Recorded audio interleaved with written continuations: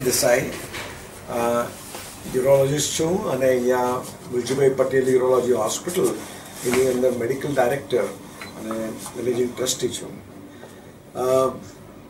Basically અમે અત્યારે American urology association સાથે મળીને જો સુગુરા ઇન્ટરનેશનલ યુરોલિથિયાસિસ કોર્સ કરી રહ્યા છે.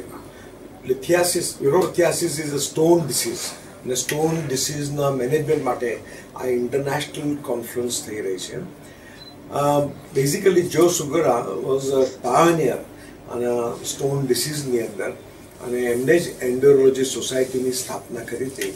આપણું ભાગ્ય છે કે એમનો 2004ની અંદર એ પ્રેસિડેન્ટ થયા ત્યારે એ પ્રેસિડેન્ટ બોમ્બેની અંદર જ્યારે અમે કોન્ફરન્સ ઓર્ગેનાઇઝ કરી હતી એમાં થયા.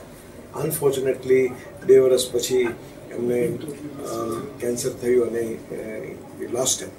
પણ એમની યાદમાં અમે આ કરીએ છીએ અને આની અંદર ખૂબી એ છે કે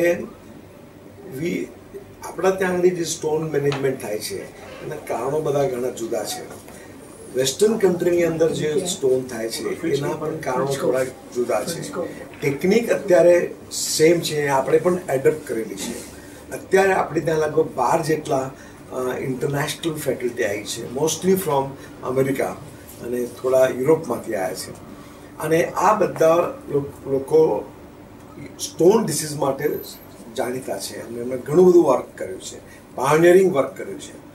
અને અમારો આ કોન્ફરન્સનો હેતુ એ હતો કે આપણા ઇન્ડિયન જે યુરોલોજીસ્ટ છે કે જેમાં સ્ટોન ટ્રીટમેન્ટની અંદર સંકળાયેલા છે એ લોકો બધા આવે અને પછી ઇન્ટરએક્શન થાય કે જેથી આપણને ખબર પડે કે આપણે આપણી રીત કેવી રીતે સુધારી શકીએ અથવા આપણું જોઈને એ લોકો કેવી રીતે સુધારી શકે.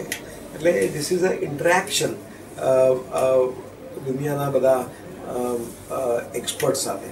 આપણે બહુ ફોર્ચ્યુનેટ કે આપણના ત્યાં આગળ આ લોકો બધા આવ્યા છે અને આપણી બધી ફેસિલિટી જુએ છે, આપણે કેવી રીતે ટ્રીટ કરીએ છીએ એ જુએ છે. એટલે આમાં ઘણો બધો ફાયદો પેશન્ટોને થશે.